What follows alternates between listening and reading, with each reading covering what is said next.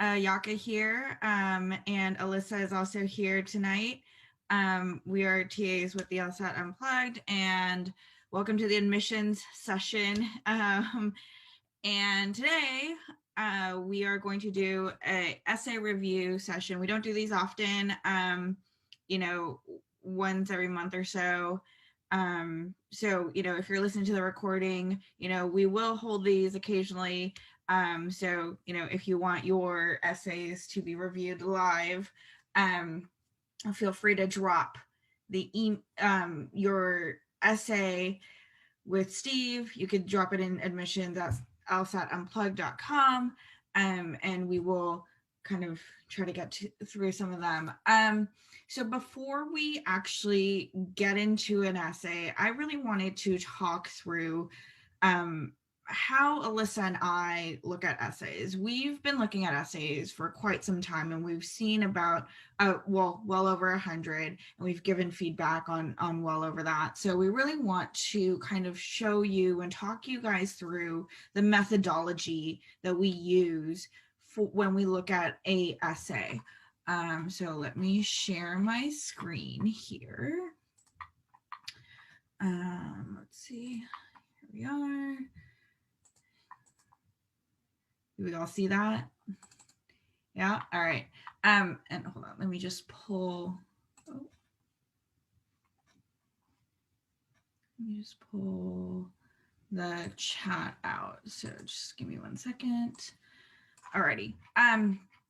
So really, when we look at an essay, we feel like it goes through many phases, many stages, and we've kind of organized the essay writing process into 5 stages. So stage 1, a lot of that is, thinking about the topic. A lot of times people here are saying, I have the idea in my head, I just have to put it down on paper, or they've got the hook in their mind, they know how to write that hook.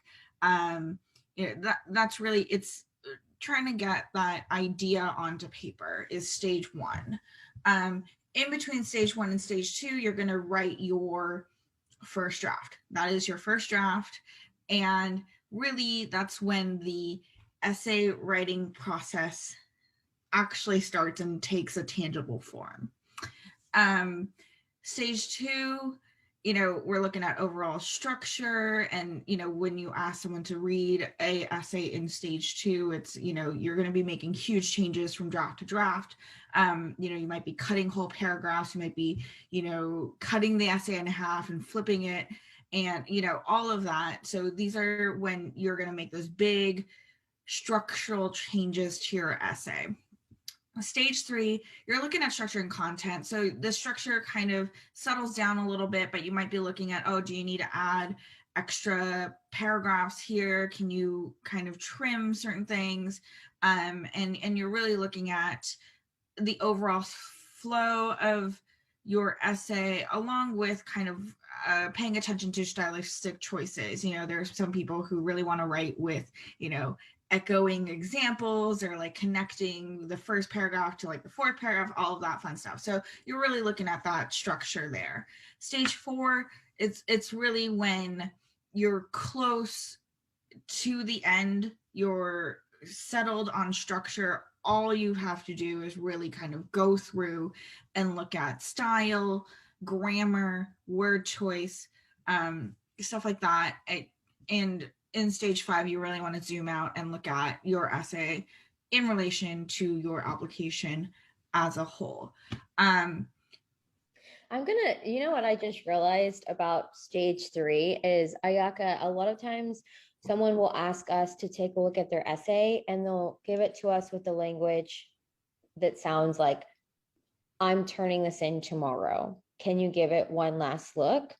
And anybody that's listening to this, you really don't want to be giving anybody an essay or anything to look over, especially if it's their first time seeing it and their first time getting to know you. You really don't want to do that the night before, because you're not even on the same page, most likely, in terms of like what your whole application looks like, who you are as a person. So that's really something that I find a lot of people are doing after a few drafts. But what I really wanted to talk about was the structure and content, which is stage 3. And like a good example of that, I was trying to figure out, when Ayaka, you're going through each stage, what does each of those stages look like? And something I know that happens more than once with structure is, say somebody is trying to talk about an aha moment and it happened to a neighbor, a family member. The essay will start out and the hook will be about a family member or about a neighbor, and that'll take a while, and then they'll start talking about themselves.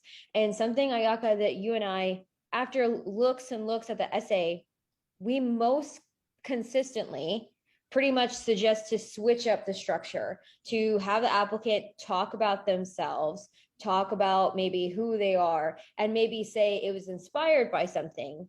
And really, what I'm saying right now is not applicable to every single story, but that's what we're talking about in terms of structure. Like, are you going to tell someone else's story and bring it back to yourself? Are you going to speak about yourself, maybe talk about where that inspiration comes from, and things like that. So those are huge structural changes that can change the pace of an essay. Yeah. It can change the centric themes, and that sort of story. So that's what we're talking about in terms of stage 3. And you can see that even after you do that, there's still a lot more work to be done. I agree. And I think a majority of the essays that we see, they're ping-ponging back and forth between stage 2 and stage 3. Absolutely normal. Alyssa, you've seen my essay and it's gone through an iteration of, the sticking in stage 2, and then we kind of went to stage 3, but then I'm like, oh no, I want to switch it around. And so it happens all the time. It's not a value judgment on the essay itself, right? It's not this is good, this is bad. It's more, you are in a process of getting your essay to a great place. And I know I said this at some point earlier this week, where a lot of times people fall short in writing their essay because of time, and direction. Like, what is the direction that you need to take your essay? And it's hard to figure the direction part out. Time is something that I think is a little bit more controllable by the applicant, that you have to give yourself time. If you're not willing to give that time, then you're going to fall short. When you talk about direction, I'm really thinking about a lot of essays that I've read where somebody is trying to make a point, maybe of like multiple hardships or maybe like many things that they've been through, and they kind of bring up example after example. And it's tough as an individual person because I almost don't have a full grip on exactly which of the stories is the most powerful or paints the most positive portrait of me. They all happen to me is all I know. And so that's where it gets kind of tricky. And you have to have somebody else who's invested in your story, in your voice, figure out how do we pick the best examples and focus the direction. Is that what you mean? Yeah, absolutely. I think, a lot of people, they write their first draft, they do a couple edits, and then they're like, what do I do next? And that's understandable. We haven't, outside of writing for an undergrad application, you don't do this sort of writing. And how to make it, and usually if you do, it's very private writing, like you're writing in a diary. So how do you make a personal story appeal to someone who is not you, appeal to someone who doesn't know all the details in your life, right? Because odds being the person who is reading this essay for the application doesn't know who you are. So you have to be mindful that you need to fill in some of the story. You need to use a story that's a little bit bite-sized, because it is a 2-page story and it's really hard to put 20 some years into 2 pages. So you don't want to do that. So when you get to after the first draft, after a couple drafts, how to move forward, that's a really hard place to be by yourself. And so you really do want other people looking at your essay and giving you direction. But a lot of times we get responses to review, like essay review of like, oh, I think it's good. Oh, I think you're almost there. And in reality, when you take a look at all the elements, are they meshing together in a cohesive story and a compelling story? A lot of times it's not the case. And that's not a writing skill issue. That's not a person issue. It's we're not used to this kind of writing. Most people are not used to this kind of writing. And how do you write for an application?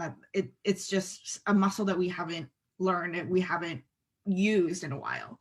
So I think that's kind of what I see when I think of direction. I think you're absolutely right. We want to talk about all these stories that have happened to us and that we've participated in. Not all of them are applicable for an application to law school. So that as well is included in that direction part. Hope that makes sense.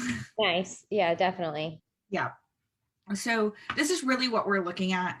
The majority of times we're seeing essays in that stage 2, maybe a stage 3, but that's kind of rare. I've never seen any essay that has come our way that is beyond a stage 3 and that just really needs a polishing. A lot of times people are really stuck in that stage 2, stage 3 and need help getting out of that. So hopefully the essays we review today, I want to do a little bit of a deeper dive into each essay, so we'll only be looking at 2, but hopefully that will give you a little bit of direction. And when you look at your own essay on what to look out for.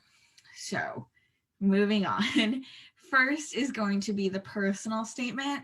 I will read it out loud. It's a little bit long, it's 4 pages, and then I'll go through some feedback. Alyssa, I would love to hear your feedback as well, and we can kind of talk it out and see where we can take this essay. So, personal statement. It seemed like yesterday I received an email from New York City College of Technology informing me that my degree in human services was ready for pickup. I was so elated, as challenging as the process of furthering my education had been. Perseverance motivated me to never lose sight of my goal. During my undergraduate studies, I was a full-time mom, a full-time student, in addition to completing a part-time internship, and at one point navigating the complexities of the homeless shelter system. There were many days that I was unsure of how I would be able to continue my journey in my professional development.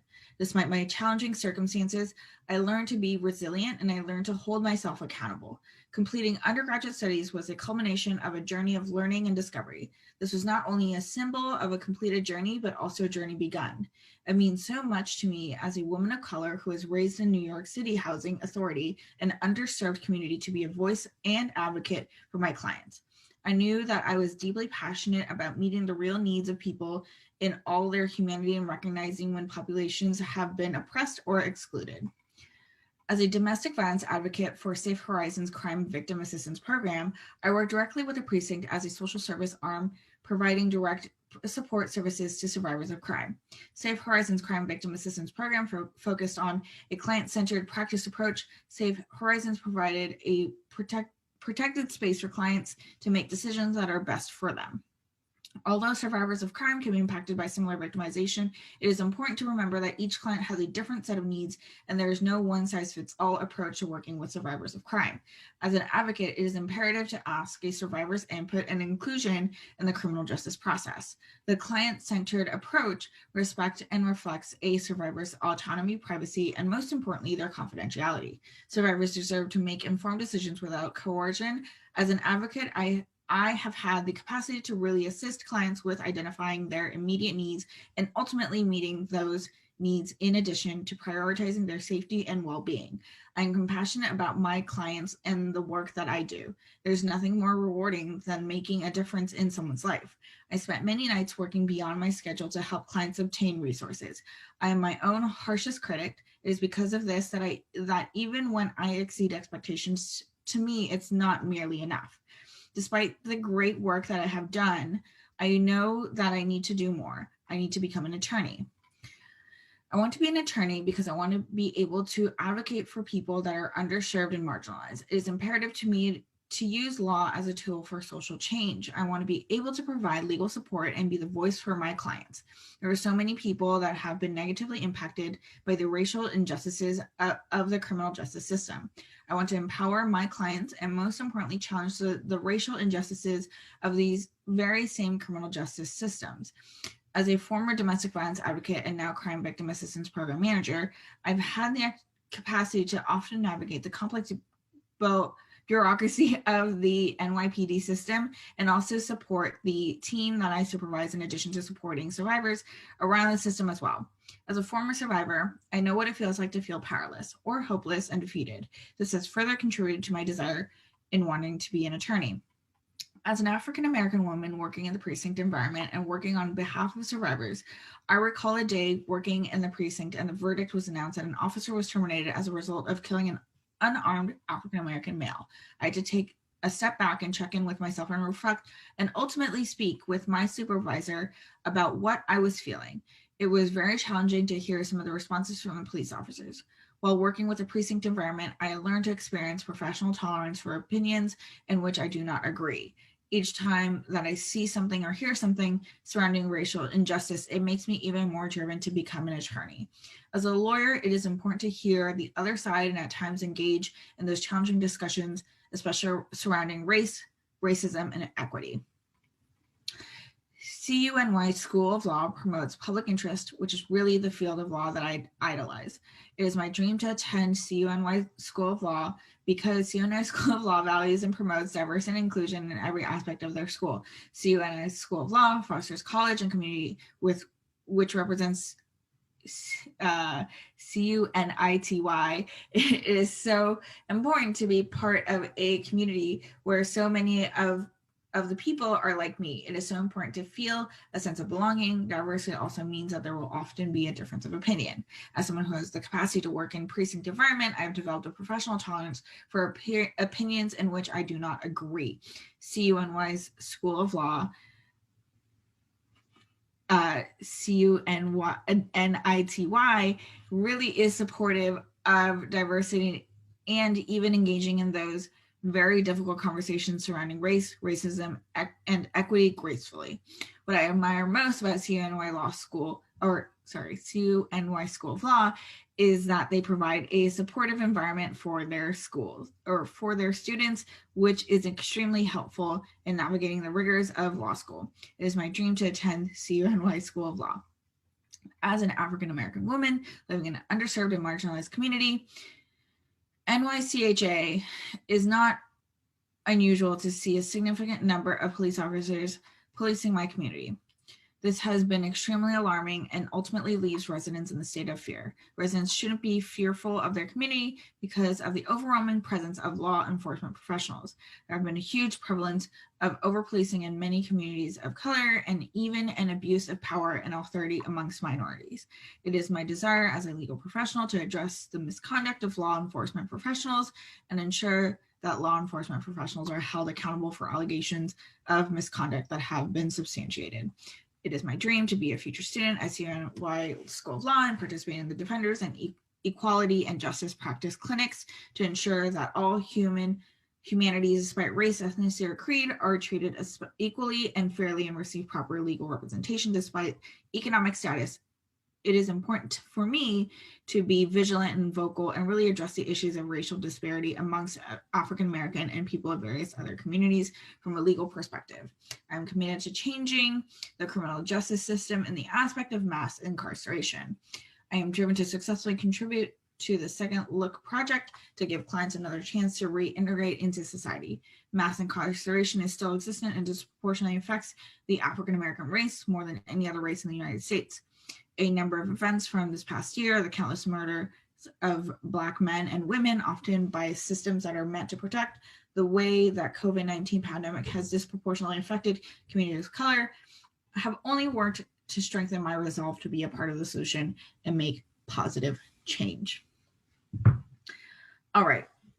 So in kind of reviewing this essay, I'm going to ignore the grammar part. It's interesting that you mentioned that because I have a whole page of notes that I was taking while you were reading this out loud, Mhm. and something that I find so I have a whole page of notes that I was taking, and uh, I've spoken to some admissions officers, directors of admissions that say I'm not the grammar police, Mhm.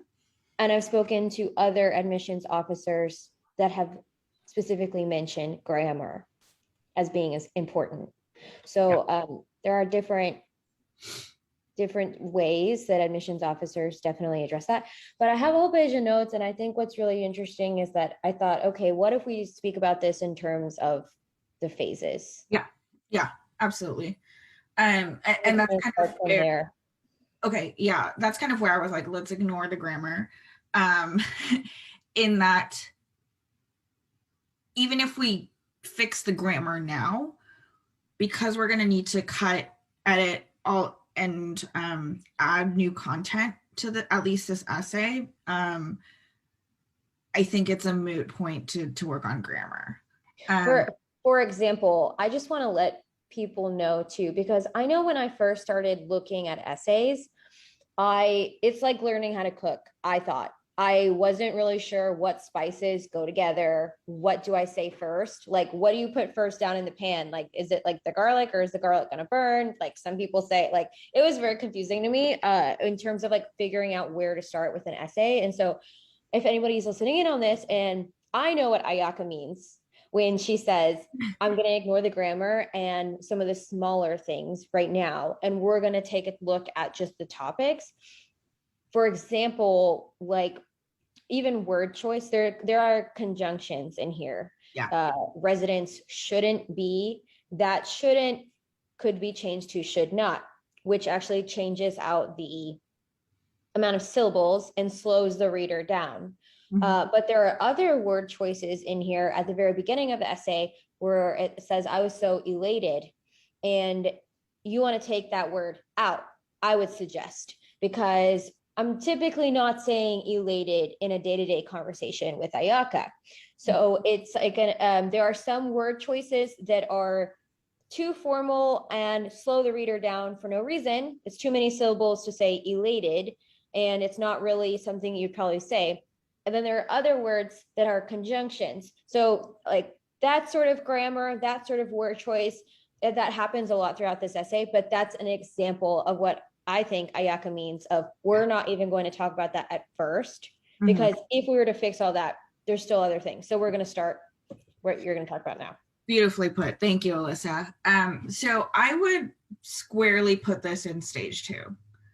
Um, there's a lot of content here, which is great. You have 4 pages of content, which means we're going to have to cut, which I think this essay needs a lot of cutting, pasting back, and kind of trimming down a lot of these stories.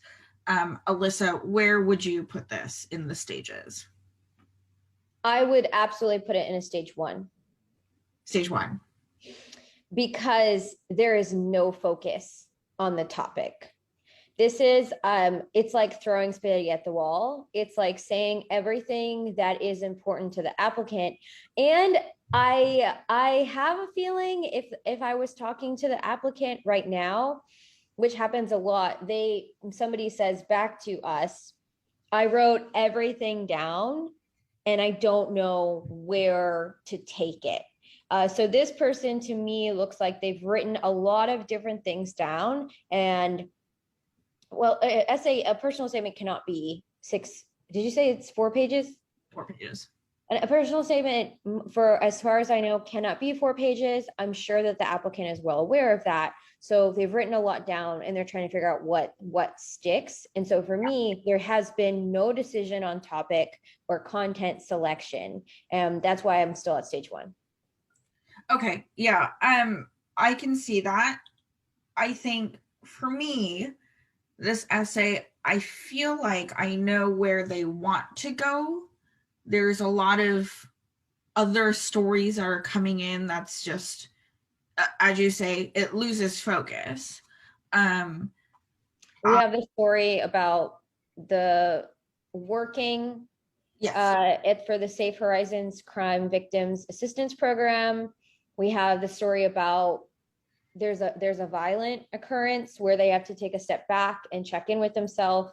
We have mentions of race, of them being I think they said a person of color, but I think this person is African American. They also identify as that, or I could be incorrect. I'm so sorry.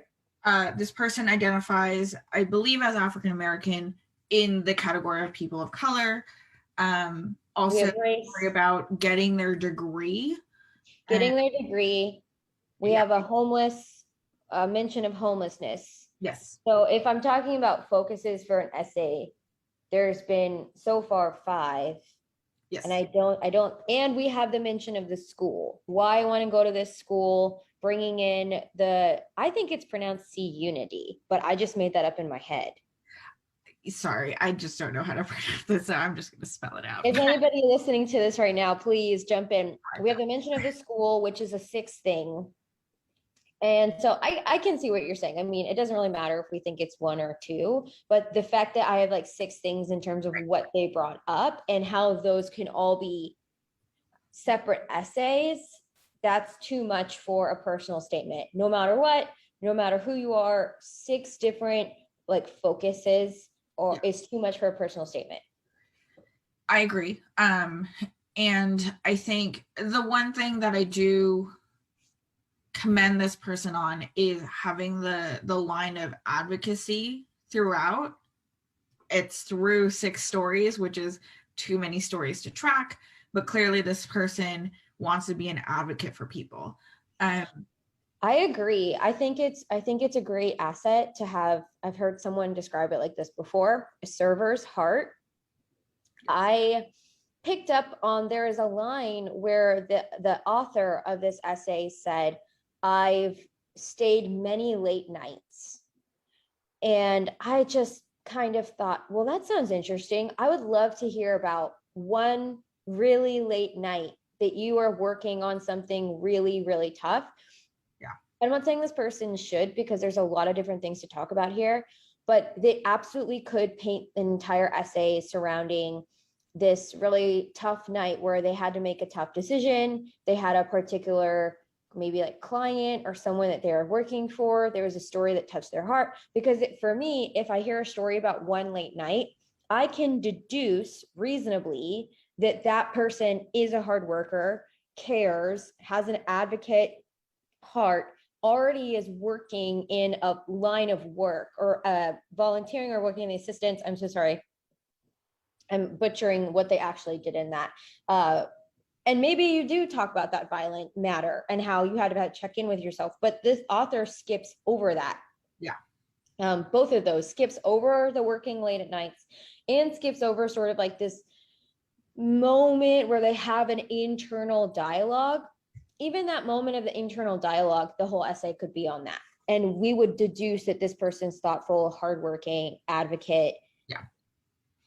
I agree. And I think this essay is really stuck in that touch on a lot of things lightly, whereas we're asking for deeper thought, deeper expression of what's going on, of a few things, right? The light in many, it only tells us that you've touched a lot of things, but it doesn't tell us how this person has grown, how this person has learned. And it's just it's a little bit too much information coming in that almost diminishes the impact of the one story. It's like when you wear pattern over pattern, it diminishes the effect of the pattern. So you don't want to do that. I agree with you. And I think the reason you're saying it is because this person is impressive. And I don't want that to get lost in this conversation. I know that you're thinking it too, because I talk to you all the time and I know what you think is impressive in terms of this. Like, this person is super impressive. Sorry, I'm just like talking for you right now. But if I were listening in on this and I was hearing us talk about, okay, there's way too much focus going on. This person needs to go in depth. A lot of times there's like a screech moment of like, well, how do I go more in depth in a story? And if you're thinking that right now, that's the hard part. That's what makes an essay good. And that's what takes a lot of thought. So that's why a good essay is a good essay, because it's not easy to do. And my first recommendation for this person would to be absolutely delete every single part of the essay that talks the way that you could speak in a resume. And there's enough of that where if you deleted all of it, you would then like kind of clear some of the weeds, because this person put so much in, it feels like it's at a standstill. So immediately get rid of that resume. And it happens, I think, in the it happens at the end of the first page. There's a paragraph that says, as a domestic violence advocate for Safe Horizons Crime Victim Assistance Program.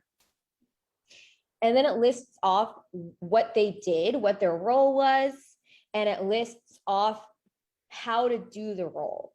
And I love that. And that can shine in the resume. But something I've heard before, and I do stand by it, is that you really don't want to take time in your personal statement to just say what your role was, because a lot of this listing off and what follows, what this person is explaining what they did, all I'm learning about this person is that they know how to do the job. And an example of that is at the beginning of the second page. No, it's still at the end of the first page. At the very end of the first page, it says, as an advocate, it is imperative to seek a survivor's input and inclusion in the criminal justice process. That is a sentence I would highlight. Oh my gosh, Ayaka's highlighting it for me. That is a sentence I would highlight and say, that could be on a job board posting. That just means that you know how to do your job. And if anybody's listening to this, you don't want to just show that you know how to do your job, because it's assumed that if you worked there or that's what you were doing and it's on your resume, then that would be assumed that you're good at your job. What we could do is take that sentence and tell a story of when you seeked a survivor's input and inclusion, and you are seeking their input and their inclusion in their own process. You could tell a whole story about that and delete everything where you talk about how to do your job and tell us the story about how you did it. That would be clearing the weeds. That would be the first thing I would tell this person to do. Absolutely. I think you're right. And, a lot of times people get stuck in their essay because they've written a laundry list of what they've done. And this is close to that, right? A laundry list and an explanation. It's almost like they took their resume, made it into paragraph form, and they put it here. So we don't want to do that. You can get a lot from a resume. What the essay is looking for is more of a deeper look that you usually wouldn't put in your resume. So not to say that just because you've mentioned that you were in a domestic violence advocate for Safe Horizons, like that, just because it's mentioned here doesn't mean you don't have to put it in the resume, or because it's put in your resume, you can't have that title in the essay. Rather, we want to know more. Exactly what Alyssa said. Like we understand the day-to-day, it should be in your essay.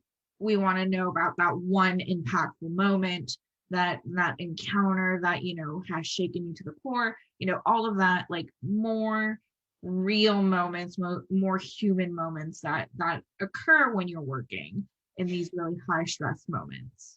I almost feel like that's where I would tell the person to go. And I would just like almost stop there in terms of their feedback, because they need to delete everything that talks about what they do. And what's funny is that we've had this feedback before, and I don't know if this author will do it, but I can almost anticipate a pushback from an author where, for example, they might say, but saying something like that makes it look like I'm good at my job and like I would be a good attorney. And if you write that that's what you do on your resume, and say there's a bullet point under there and you say, seek survivors' input and inclusion in the criminal justice process, by reading that on your resume, and that's the job you're doing, I am assuming competence. I'm assuming that you are good at that job. already. And if you tell a story of when you did that instead of telling us all about it, that is more powerful. So I've heard it before, the pushback of, well, don't you want to know that I know how to do my job? Actually, not really. Like we want to hear a story about something that happened. If that's the story you want to tell, if that's not the story you want to tell, absolutely delete it. Yeah. And I hope that, you know, not this person, but if you're writing your essay and you're writing about a job, it's a job that you did well, right? You don't really want to go, unless it's like a learned experience sort of situation. I hope you're talking about a job that you've done well. And many times, if we're people who have had a career and this is your career change, you know, you're going to have a recommendation from an employer.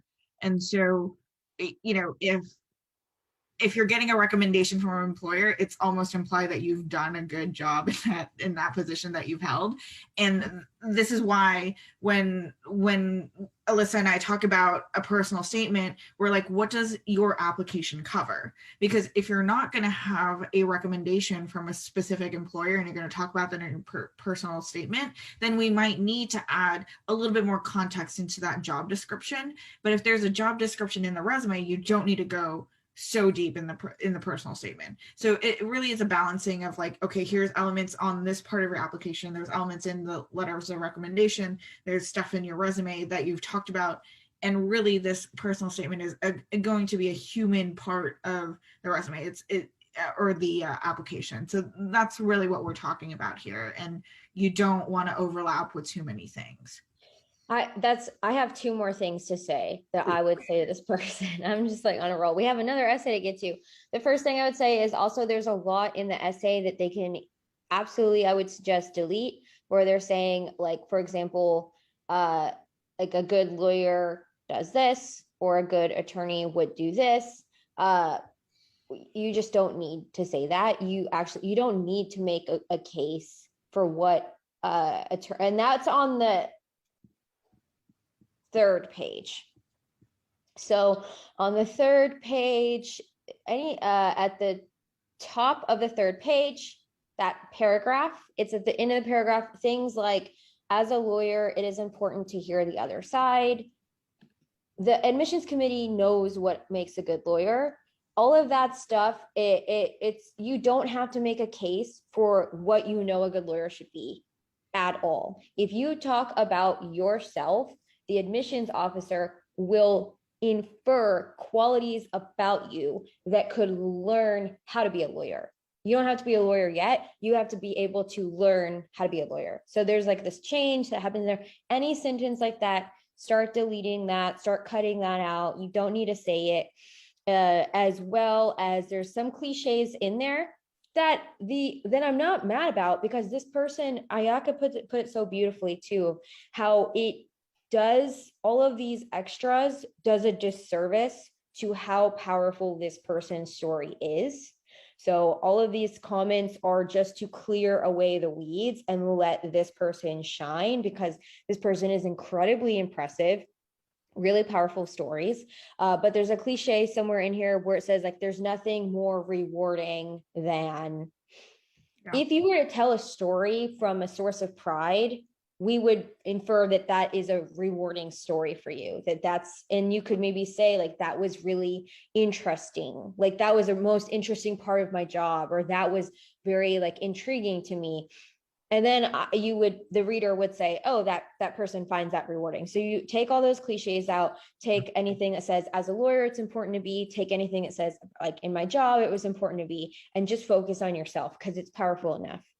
Yeah. And just to add a comment, you know, we see a lot of times in essays, people are putting in, you know, to be a great attorney, or, you know, I believe that people should be X, Y, and Z, you know, stuff like that. These very general blanket comments, we see them more often than not in an essay.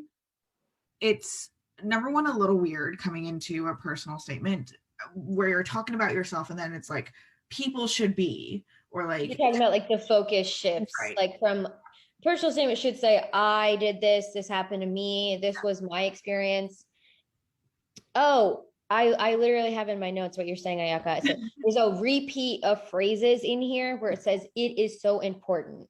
If Mhm. this person controlled F and just deleted every sentence that said it is so important following, and then if they had a story to tell about that, that's then do that. But if you're just kind of, yeah, that switch of, yeah, Ayaka, sorry, I cut you off because I was excited. No, no, no. But I mean, this is what we talk about all the time.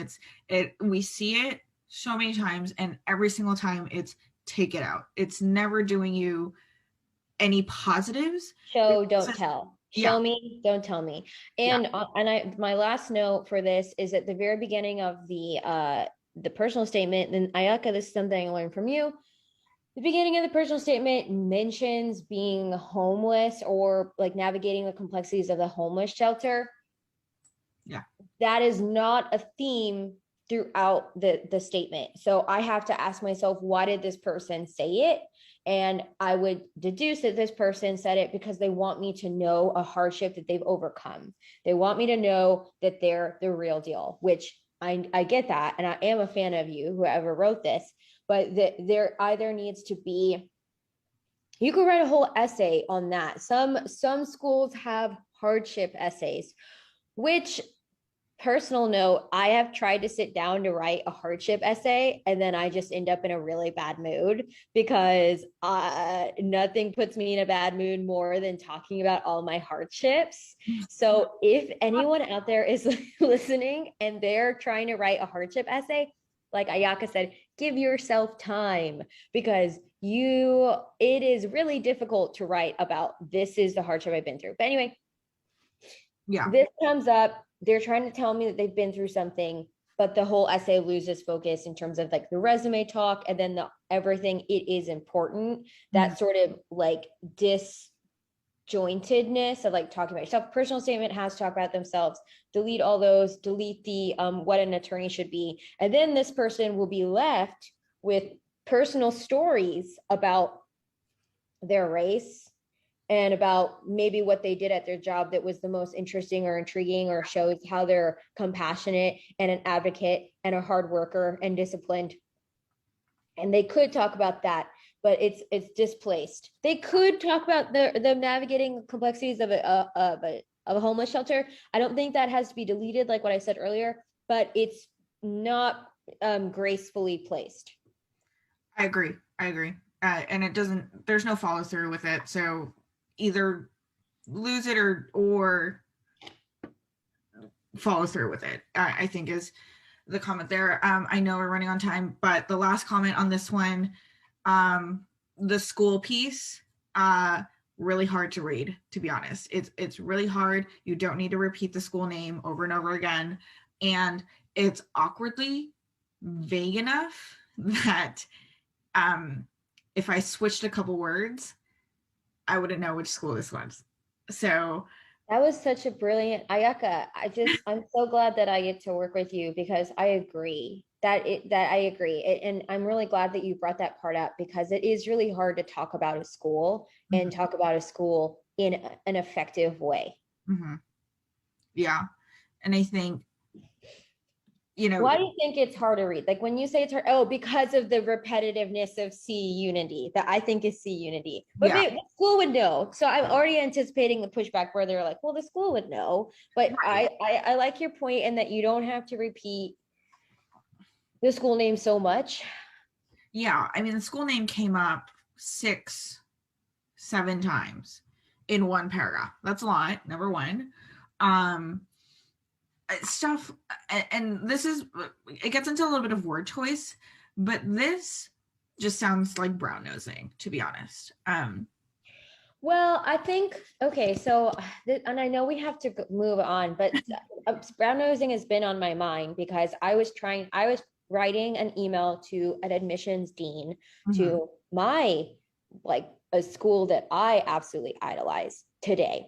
mhm, And I didn't want to miss the opportunity in terms of how do I not say your school promotes, how do I not make it sound like I could be talking about any school if I just switch a few different words? And how do I make it relevant to what the email was about? Mm-hmm. And how do I say enough so it looks like I'm invested, but it's also super specific? And it took me an hour to write. I think the email was about 6 lines long. So Yeah. I'm not suggesting that anybody overthink, because when I say it out loud, it sounds like it's overthinking, but it has to stay on topic with what you're already talking about. It has to show that you are talking about something specific. So if this person, they bring up diversity, and actually I really like the point that this person makes, and I think it gets lost. They bring up that says, uh where is it? Is it this one? Yeah, I've developed, it means there's going to be a different opinion. I've developed a professional tolerance for opinions in which I do not agree. I'm like, that's a super powerful, that is so powerful. And it's actually location wise. So now we said we weren't going to go this deep, but now we're talking about like stage 4 and 5 in terms of, and the same with the homeless shelter mentioned, location wise, it's losing itself Yeah. in terms of the way you're telling your story, because even location wise, it's in the middle of the paragraph. Yep. And so we get like pretty vague school stuff, something really important that the applicant says about themselves, and then pretty vague school stuff below. Yeah, And and that's kind of adding to the difficulty of reading it, because it's like, oh wait, this is really interesting the way you're saying, but then you're talking about, and from an admissions officer's standpoint, it's okay, you're talking about us. This is interesting stuff that you're talking about yourself, and then you're talking about us again. So, right, yes, and you know what? I was raised in the South, and I'm a woman of color. So I'm a woman and I'm a person of color, and I was raised in the South. And so there's a um what is that? What am I trying to say? Like there's a formality that I have to always erase or like forget if I'm speaking to someone on the West Coast or the East Coast. Like, for example, when I got to California for undergrad, I kept saying yes, ma'am, and no, sir. And my professors were like, you got, like, that's so weird. Please stop. But what I'm trying to point out is the word choice here in terms of I admire, I idolize. There is like there's a imbalance of when I've actually spoken to admissions officers specifically about language and word choice, and is it ego to try to speak to these people as though you see yourself in the program. Like, I see myself in this program. I want to be in that program, and just kind of talk more of like a peer-to-peer relationship, still not using conjunctions though. It's interesting. And you know, some of the answers that I've gotten back have been really helpful in mentioning that you don't have to create like a bottom like mindset, or like I idolize or I admire.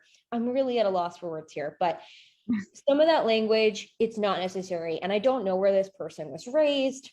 I don't know. Do I? I don't think they mentioned it. I'm saying I get it, but it's okay to sort of talk as though like you belong, like they're trying to get you to belong in their community, and then you're going to be an alumni and you can be a mentor and you can be an attorney. So a little bit of that language you can let go of as well. absolutely. Tons more to talk about. We've got to move on. Um, so I know we spent a lot of time on this, but let's move on.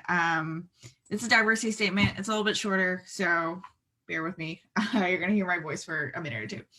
On January 12th, 2010, a day I will never forget. At 4:53 p.m., a massive earthquake occurred in my country, Haiti, which not only killed close family and friends, but also destroyed my school and my home. All hopes and dreams were shattered in a matter of seconds. My parents saw that there were no other alternative but to migrate here to the United States. And that's where everything in my life suddenly changes and my journey to America begins. Coming to the United States, I knew things were going to be different, but it was nothing compared to what I have imagined. I have had to adapt to various things such as the culture, language, the food, etc. Along with all those changes, one major experience that totally caught me off guard was me getting bullied by my classmates. Here, I was still trying to fathom how I survived an earthquake and trying to fit in another country. Here, I was I also was dealing with classmates making fun of me because of where I was from. No sympathy was shown to a poor girl who just experienced such tragedy. I remembered being so weak and helpless. Also, with the language barrier, I could hardly defend myself.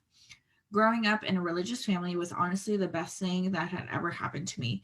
In the midst of the chaos, my parents would always pray and encourage me to persevere and push me to beat all the obstacles that came my way. Although it took me a couple of years to fully grasp the language, and also being the introvert that I am, I made certain during my first semester in college to speak up. I tried my very best to get involved, participate in skill shops, community service, group projects, etc. I know it was not going to be easy, but I just had to try. I refused to let my weakness hinder me to move forward in my personal and professional life. I said to myself, if I survive an earthquake, overcome language barrier, achieve many accomplishments that brought me thus far, then there is nothing I set my mind to I can't attain. To conclude, I am proud to be Haitian. My roots truly shaped and molded me to be very confident to molded me to the very confident person that I am today. I'm still learning and still adapting, but who isn't? Life is all about acclimatizing to whether to wherever it takes you. Yes, I was born in one of the poorest countries in the world, but my beautiful country humbles me. It pushes me to work harder each day. Despite of Haiti condition, I strive to always educate as many people as possible to see there is more to my country than what the world portrays it to be. Okay, I'll try to be quick here. Uh, for one thing that just kind of is getting to me is that the very last sentence says that they educate the world on how much more their country can be. But the essay before it was talking about how they personally navigated school bullies and speaking up in school. Yeah. So the last sentence is thoughtful, but doesn't match the essay. That's my first thing of feedback because I know we're running out of time. I think this is a great diversity statement topic. So if we were talking about stages, I would say this is definitely maybe like even stage 3, 4, maybe even stage 4. I feel like it's close. And I've actually brought up before to admissions officers, if somebody is not a native English speaker, do they expect English to be perfect? And I got the answer back that no, if you don't have to be a perfect English speaker, especially if you mention it's not your first language, which this person does. So that's what pushes it farther along for me because I think it's a great topic. I think that this person has thought about structure. But my feedback is that last sentence wraps up a conclusion that didn't happen. And really the other piece of feedback I'd have is that the essay starts out the same way a lot of essays start out in terms of wherever that person was. If there was something where like a world news event, they start out with the date. And I understand why, but you know what I personally would advise this person to do? I would say, well, where were you when the earthquake happened? It might be more powerful to say, I was in geometry class at 4:53 p.m. Yeah. A little bit more takes me to you. And I've read so many essays right now that I personally don't prefer to read on, for example, as an American, on September 11th, 2001. There's those dates are not capturing the reader in the way that you want them to. So I would just say, where were you? And start the story out like that. Yeah. And I think that's great feedback in that the date really means it means so much to this person. It means nothing to me. And if I close my laptop and said, oh, what do I remember about this person? I wouldn't remember the date, unfortunately. Right. Yeah, it depends on the worldview, and that's why diversity is good, Ayaka. Right. No.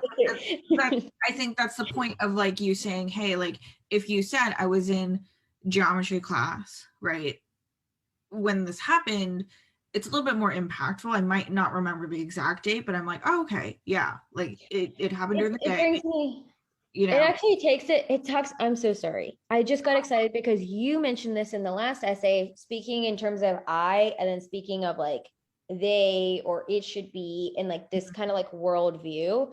That's sort of like a newspaper headline, like the date, but you could start out with that I. And so again, it's like staying focused in terms of who you're talking about. Just say, I was here when this happened. Yeah.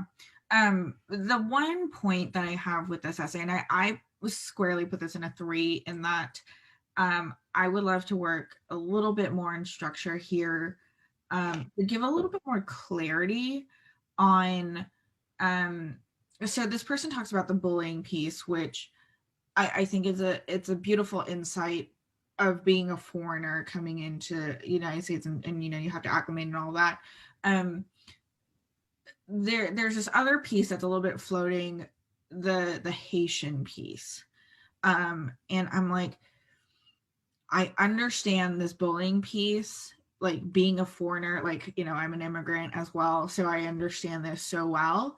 But I also want to know a little bit, and this is probably just the greedy reader in me that's like, what is the Haitian immigrant experience? Oh, I see.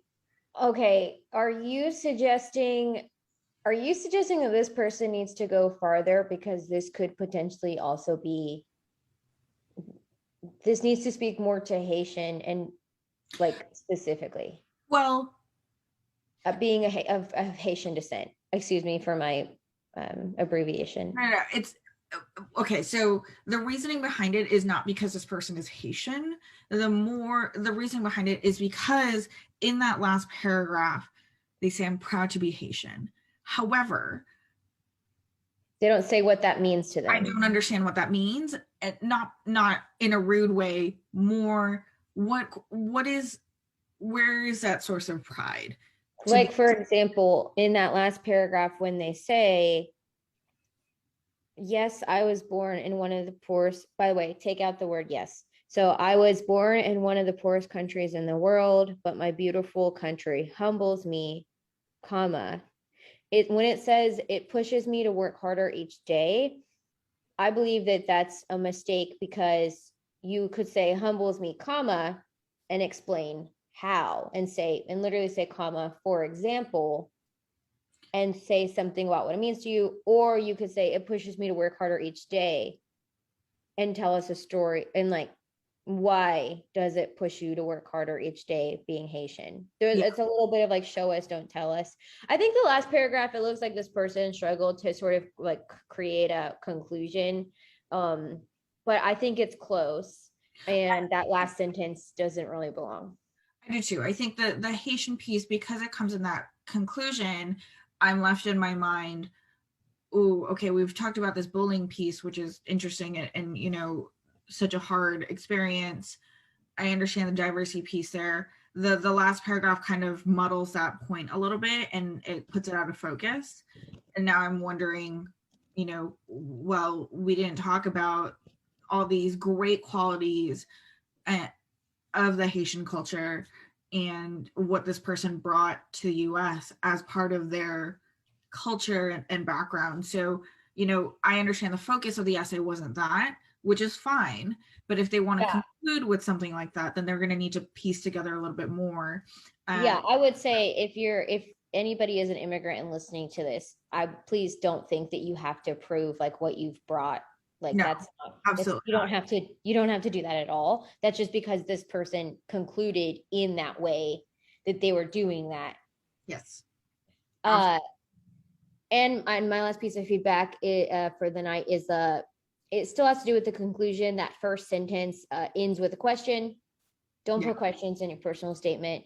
You don't want to do that. Number one, it's this question specifically is too casual. This, but who isn't?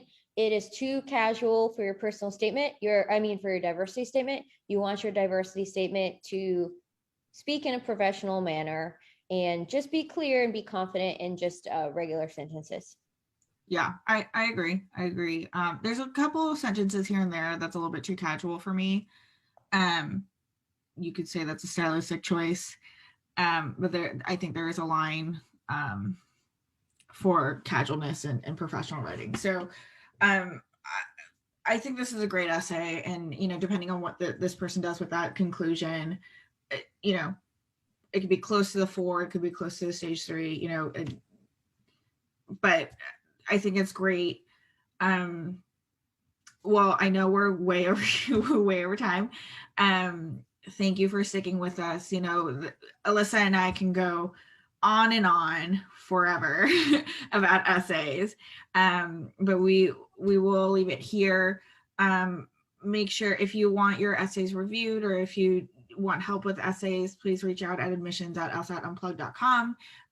We're there answering emails all the time. And we may or may not be doing a special thing for course members. So go ahead and give us an email, and I hope everyone has a good night. Yep. Have a good night. Thank you. Thanks for tuning into the show. Please subscribe if you haven't done so already to be notified of new episodes as I release them. And feel free to reach out if you need anything at all as you move forward with your prep. I'm happy to help however I can. In the meantime, I'll wish you all the best and take care.